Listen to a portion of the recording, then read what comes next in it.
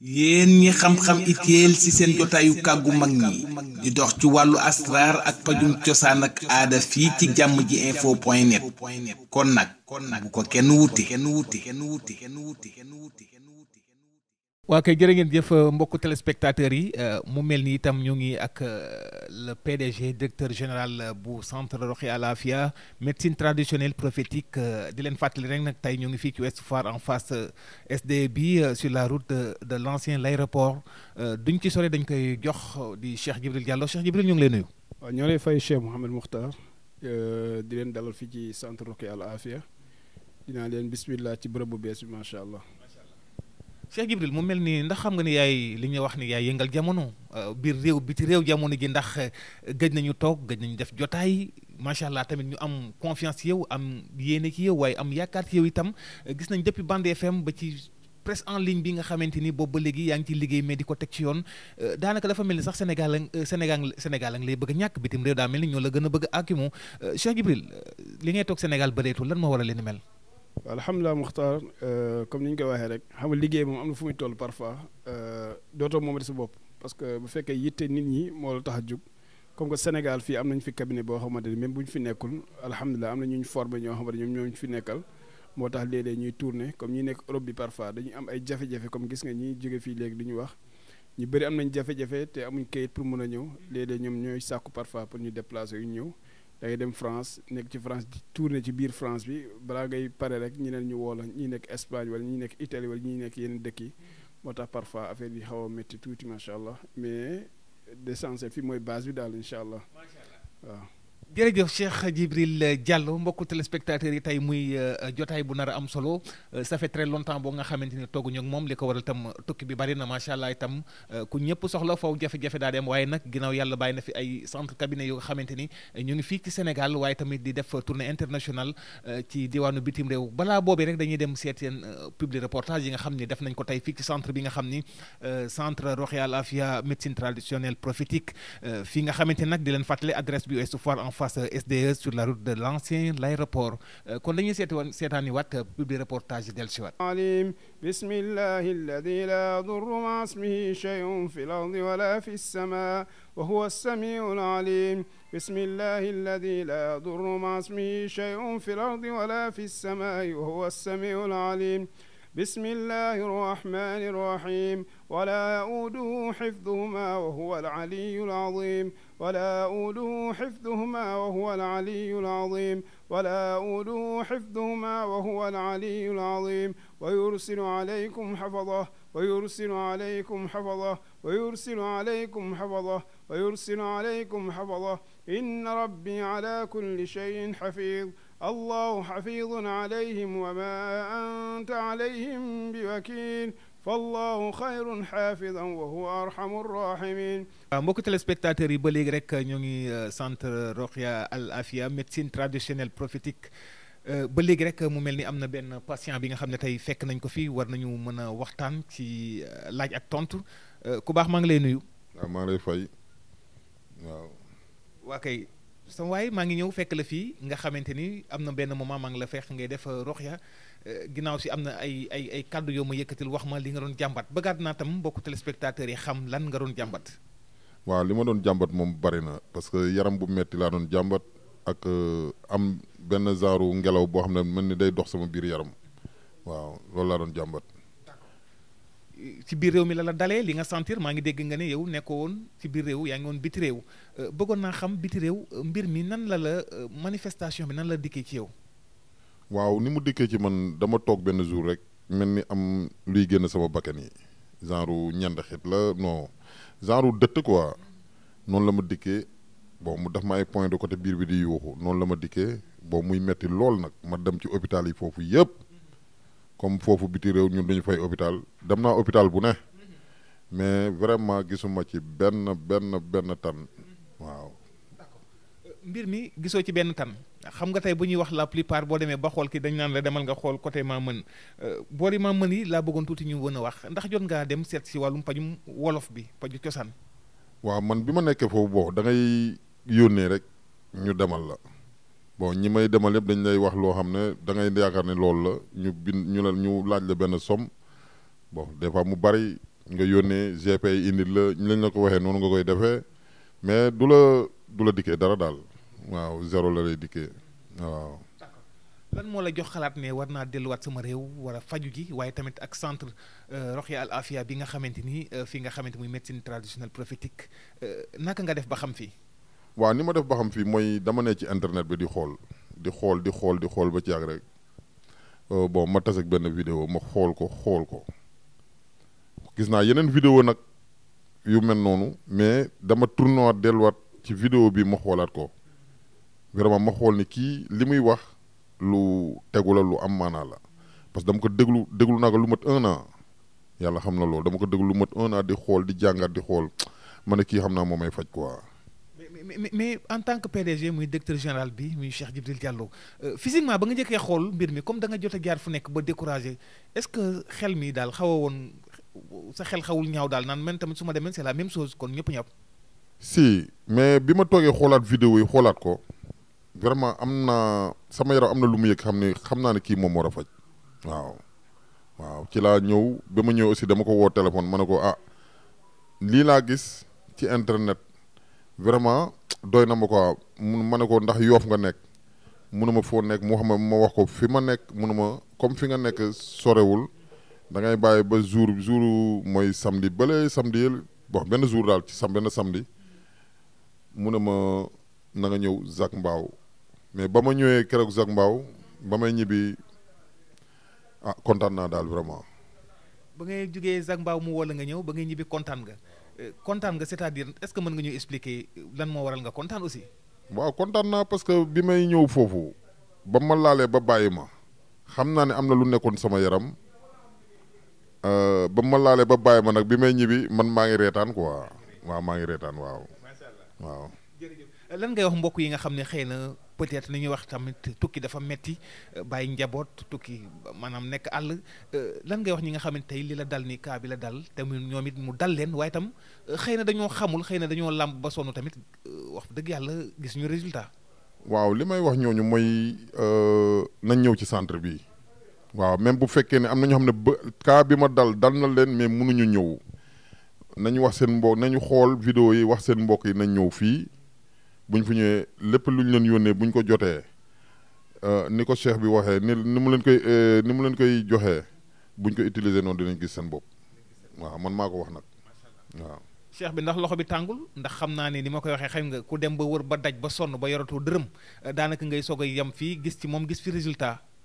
non man gisuma tàngaayu loxo parce que nit koo xam ne da ngeen di waxtaan mu ne la nii ak nii boo leen juboo mu ne la noo ko fayee baax na yow nag sa diggante ak sa borom nag ngay xool moom laaju la dalee naan nangam ngay joxe ngeen waxtaan ba juboo mu ne la noo ko fayee man maa ngi nii ay morso laa koy jox waaw te mu ngi may faj voilà. kon nag dañu lay bàyyi nga tàggu lan ngay tàggu tam dafa baaxaat tamit soññaat ñi nga xam ne li dal na leen ce n'est pas mbiru propagande waaye yow sa bopp yaa dem dund jóge bitim réew dagg bi ñëw ba fii ngir faju lan nga leen di wax. waaw li mu leen di wax rek mooy ku mën a ñëw daal na ñëw ku xam ne yëg nga sa bopp ci loolu même boo feebarul sax ñu nekk nañ ci dëkk boo xam ne ku ne ñaan nga yàlla ñu nga am ñaan parce que loolu ci doomu aadama la bokk boo mënee ñëw ba fii jël adresse bi ñëw ba fii nga toog ak moom dina la ñaanal yàlla yokk say xewal waaw nga am ci wér waaw parce que du question ni bul xaar comme man xaar ba dee ba pare door a faju déedéet bul def loolu waaw da ngay bàyyi boo dara jotul boo ñëwee ba Sénégal parce que li nekk ci bitim réew ñun xam nañ ko yàgg nañ fa dund nañ ko ku nekk foofu boo amee koy yónneel fii boo mënul ñëw boo fekkee ni soxla nga ay ñaan ci ay këyit ak yooyu am naa fi yaakaar man du ma wax loo xam ne gisuma ko voilà ñëw naa fi mais kontaan naa daal waaw loolu lan laa mun a wax waaw je suis très content. ok mbokku téléspectateurs yi ba léegi rek ñu ngi centre Roqya Al Afia médecine traditionnelle prophétique fii nga xamante ne nag ñoo ngi fii ci Ouest Foire en face SDE bi sur la route de l'aéroport ancien l'aéroport kon donc dañuy joxaat rek benn patient boo xam ne fekkaat nañ ko fi mbokk mi ñu ngi lay nuyu. maa ngi lay fay sëñ bi. waaw ku baax mu mel ni man ba may dugg si maa ci teg samay gët mu mel ni gis nañu jàmbat waaye jàmbat ba la ñuy gis ñooy gis looy génnee boobu ba léegi durant que def nañ fi def nañ fi temps bu xaw a yàgg lan moo la dal. waaw alhamdulilahi rabbil alamin ginnaaw bi ma sant yàlla julli ci Yonent bi sallallahu alayhi wa sallam li ma yëgoon sama yaram man dama fi romb ñëw ma gis ko ma toog ak moom waxtaan ak moom mu xool ma mu ne ma il faut nga ñëw fi léegi bi ma ñëwee nag wax dëgg yàlla defal na ma loo xam ne ma yëg sama yaram génne ci loo xam ne wax dëgg yàlla alhamdulilah sant yàlla waaw wax jàmbat bi fu may xool am na lu nekkoon ci yaram bi te maa ngi dégg benn moment yaa ngi ko koy wax moom ci boppam ne ko li ma yëg sama yaram moment bi mag yàlla rek ko xam lan la dafa am li nga xam ne dafa ne woon sa biir te yëgoo ko wala lan la wala da nga doon yëg rek ay douleur. waaw dafa amoon lu nekk sama yaram mu sonnaloon ma lool fu nekk dem naa fa ñu di may wax mais daal gisuma dara mais bi ma toogee fii bi ma joxee defal ma lii génn sama yaram man ak suñu borom rek ko xam wax dëgg yàlla lu métti la nag waaw. jàmbat bi depuis combien de temps yaa ngi doxalee douleur bi yaa ngi ko yëg sa yaram. yàgg na à chaque fois ñu ngi may booleeg nit mais damay jëfandikoo mais dara du génn à chaque fois ñu ne ma yow foog nga jóg sa yaram mais moom bi ma ñëwee wax dëgg yàlla alhamdulilah sama yaram bi jotaat naa si bu baax a baax sant yàlla. côté médecine moderne bi est-ce que mës nga faa dem jot nga kee xool mosoon ngaa dem tamit di xool lu ba xam. waaw mosoon naa dem di xool yu bari même samay waajur sax jot nañu dem di xool mais yàlla def na daal kii nii dama romb rek ma ñëw ma ne xaaral ma jógee jàkk ji ñëw ma ne xaaral ma dugg fii bi ma duggee ma wax ko samay mbébét sama yaram ni may sentir ni may mel mu ne ma il faut nga ñëw ñuy xool léegi bi ma ñëwee mu defal ma traitement bi wax dëgg yàlla sant yàlla li ma doon yëg lu ma doon métti sama yaram di ma gàllankoor yëpp teg nga sa bët gis nga ko donc sant yàlla ma jot naa sama yaram daal waaw. kon fi may waxee noonu ma jot ngaa dem xool côté analyse bi xool yaram bi xam nga nag la plupart bu demee rek ñu ne est-ce que du njabara ma dugg est-ce que defuñu ma dara est-ce que sànniwuñu ma dara ak yooyu. waaw loolu dëgg la ñu ne ma ngelaw la njabar la am na ñu nekk ci yow mais moom bi mu ñëwee bi ma defalee teg naa sama bët teg nga sa bët gis nga ko alhamdulilah loolu yëpp mu ngi sant yàlla génn na sama yaram waaw. kon daal fi mu nekk nii daal yaa ngi sant ab feex yaa ngi sentir feex boo xam ni daal ba ngay dugg ci fii gisoo ko woon. wallahi azim gisuma ko woon yàlla xam na ko mais instant nii sama yaram daal sant yàlla gën na oyof bu baax a baax jot naa su ma yeboon naa jot naa sama bopp ba pare waaw incha allah. alhamdulilah lan ngay wax Cheikh Djibril Diallo tam nga xam ne mooy PDG centre Rokhya Lafia médecine traditionnelle prophétique lan nga koy wax ak ñi nga xam ni tam wax fa dëgg yàlla dañoo wër tamit ba découragé ndax lu ñuy wax am na ñi nga xam ne xëy na suñu bëggee wér fu ñu leen wax rek danañ dem mais fii nga dem ba daj fi tey yëg-yëg bi nga fi am ak ñi nga xamante ne ñoo ngi toog te xamuñu fu ñu jëm. li ma koy ñaanal mooy yann yàlla yokk xam-xam bi leeral xam-xam bi gudd fanal wéral ko di woote mbokki jullit yi ni ñëw ci centre bi képp ku fi ñëw ci kàttanu suñu borom di nga jot sa bopp te di nga li nga soxla di nga ko am incha allah. ok. ku baax maa ngi lay nuyu. maa ngi lay fay si. di la doon laaj tey lan mooy woon sa tànk fii ci centre Lafia. li doonoon samay tànk de mooy dama nekk di jóg ci sama bopp farlu bu baax a baax li ngay yëg sama yaram. d'accord lan moo la indi fii exactement nan nga def ba xam fii ak tamit boo doon bëggoon nañu xam lan nga doon jàmbat ba tax tey nga def jéego yi ba ñëw fii. man de wax dëgg yàlla moom metti woon na lool fa ma nekkoon dafay dëkk boo xamante ne moom dafa xaw a doy waar. boo sàgganee sa bopp rek du baax ko. kon dafa mel ni su may dégg dafa mel ni nekk woon Sénégal. non nekkuma woon Sénégal. d'accord maa ngi woon bitim réew. yaa ngi woon bitim réew. lan mooy sabab bi ba tax na moo la gën a forcer tey nga ñëw fii xam nga tey lu ko waral tey dem nga ba tax na tey nga gis Lafia si Cheikh Djibril Diallo ba tax na nga ñëw fi yan ban qualité nga am ci moom ba ñëw fi. man de damay nit koo xamante ne man dama gis ni sama famille daal. demoon nañ ba am njàqare ci man. ñu ne ma yow daal solution bi mooy foog nga dem Sénégal. d'accord. léegi dafa amoon benn comportement bu ma xawoon adopté. maanaam dama daan isolé wu. ba sama famille sax pour ma ma dégg leen problème la day mel ni sax du mu leen bëgg a gis te yàlla xam na ni man ku fonk famille la waaye xaw ma woon lu waral loolu après ba ma waxtaanee ak sama benn belle-sœur après si la ma ne foog nga ñëw Sénégal ba ma ñëwee Sénégal dina am ku mu la boole.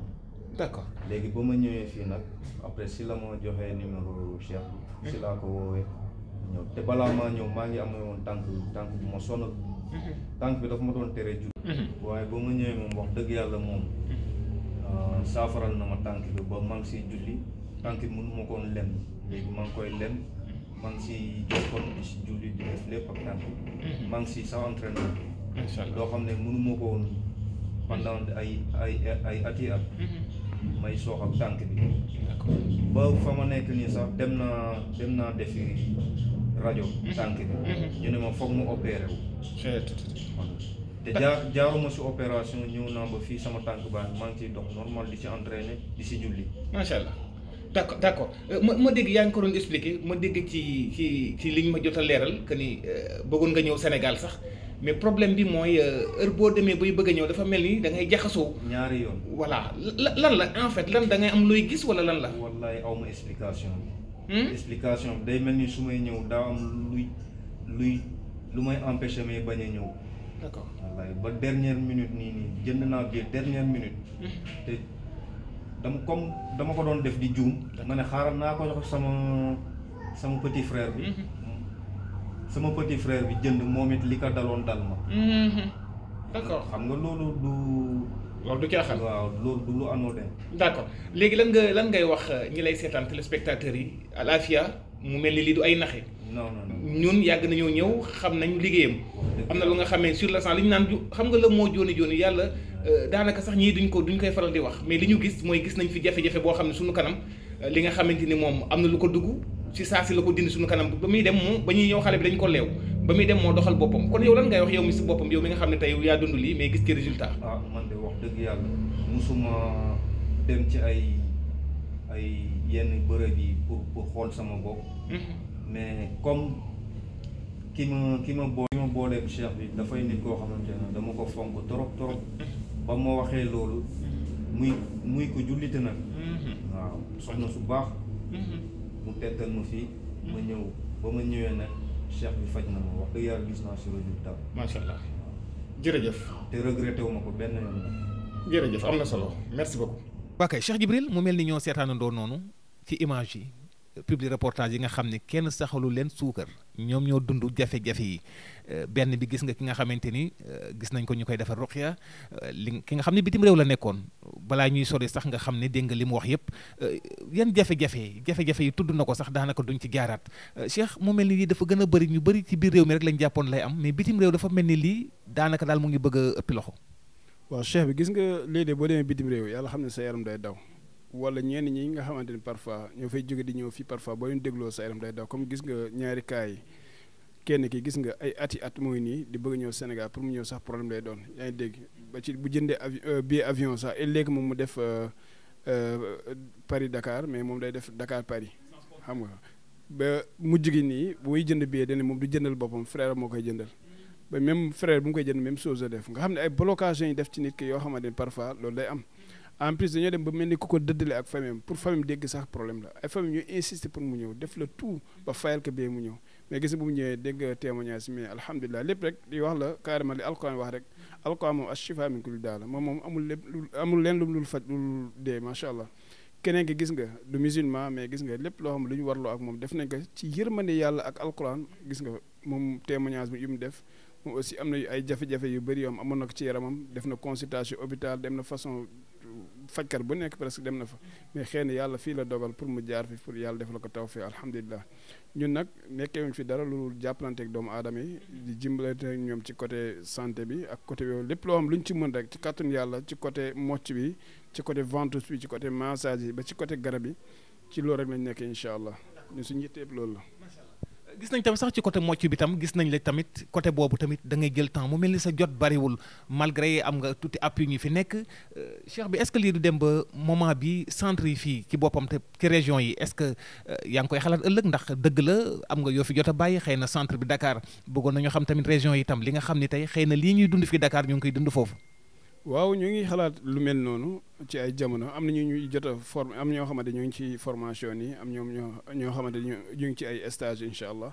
amaana bi yàlla dogalee incha allah nañ def tournée yi mais xam nga tey boo xasee ba dugg Dakar rek gars yi bu ñu yégee ñëw nga dootu amati jot xam nga 24 sur 24 yi ñaa ngi lay woo ñun ñaa ngi déplacé wu di ñëw xam nga ginnaaw yàlla yaakaar aussi def fort moo tax léeg-léeg parfois ñenn ñi dañuy préfère bu ñu ñëwee ñu toog waxtaan ak ñoom dalal leen soog a mën a continuer traitement incha allah mais régions yi ñoo ngi préparé nu ñuy def pour tourner ba ci sous région yi incha allah xam nga ñoo ngi ciy xalaat bu baax a baax incha allah. tey ci bitim réew tamit ñuy waxtaan sa première sortie foofu ak nasaraan si est-ce que amuñu woon problème ci cadre bi comme ni nga koy fajee fii lu mu bon peut-être ñoom xëy na côté bruit dérangement daf leen di xaw a dépassé ba nga fay njëkk a dem ci côté bi liggéey bi nga xam ne roqya bi nga fa doon def wàllu ventouse beeg yu demee loolu ndax amoo ci woon tuuti jafe-jafe. waaw amoon nañ fi tuuti jafe-jafe parce que ñoom comprendre luñu comme mocc nit ki di yuuxu dañu yaakaar xëy na dañuy torturer nit ki wala dañ koy xam nga ay affaire violence dañ koy jàppee genre mel noonu ñu baal ma ci terme bi mais mujj gi dañuy déplacé wu dem ci këru nit ñu dem defal foofu nit ki traitement bi parce que xaw na compliqué tuuti te bëri na risque trop mais léeg-léeg dañ naan carrément wér-gu-yaram nit ki parfois ñun dañuy jaral sacrifier suñu bopp pour nit ki mën a am tawfeex parce que yàlla moo ñu nattoo ñu doon ay fajkat xam nga yàlla moo ñu nattoo tamit aussi tamit ñu bëgg lool macha allah xam nga kon suñu yitte yëpp ci loolu lañu nekk moo tax lépp loo xam ne lu ci war rek ci kàttan yàlla ñu koy def te yàlla ak yërmandeem te moo ñu ciy suturaal waaw alhamdulilah. entrée bi tamit ba muy dugg tey dama fekk ay cas yoo xamante ni maa ci teg sama gët am na ndaw su jigéen xale boo nga xamante ni ba mu fi dugg daroon lox di kat-kati mu man ba xaw ma yéem ci benn jamono yow da nga ñëw leew ko def li nga bëgg a def way juram a ngi toog mais ci si saa si ba muy ñëw mënul dugal boppam ba muy génne moo doxal boppam cas yi demee nii dans ce cas mu mel ni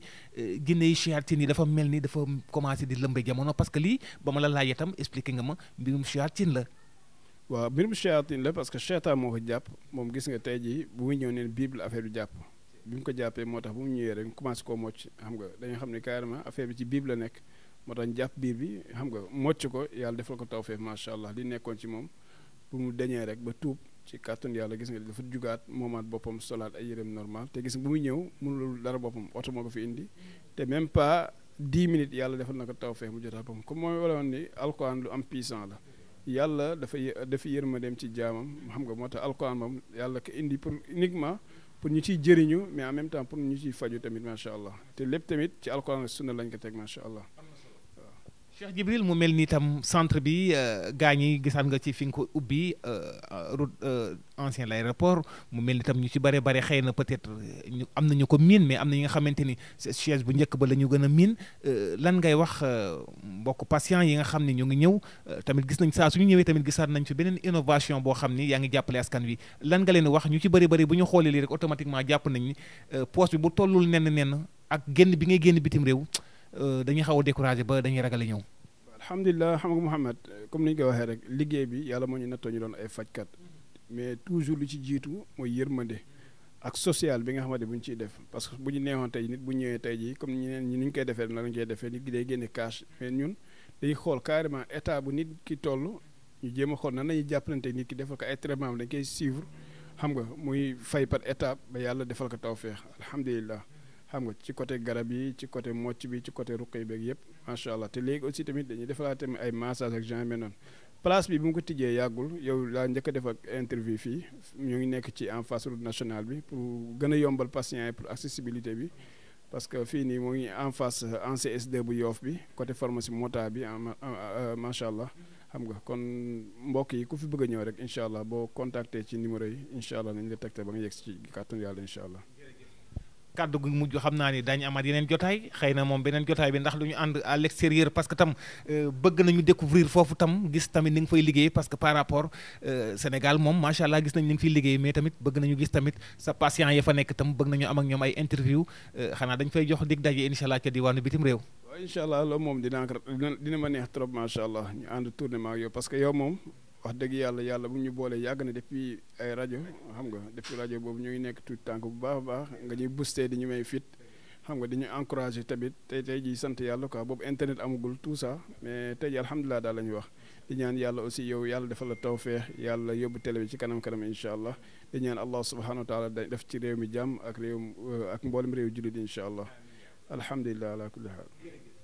mbokku téléspectateurs yi mu ngi noonu tey gis ngeen jotaay bi mu nekk jotaay boo xam ne du ay naxe ñi nga xamante ni sax ñi ngi fi fekk daanaka gis ngeen ci diwaanu bitim réew dagg bi ñëw li ko waral tam seen wàllum wér-gu-yaram waaye tam koo ci laaj kontaan naa te wax fa dëgg yàlla la ñuy seede seen diggante ak borom bi rek a tax ñu koy def du mbiru li nga xamante ni rek maanaam yokkal nit ki propagande ñoom ñoo waxal seen bopp centre Rokhya Al Afia médecine traditionnelle prophétique chez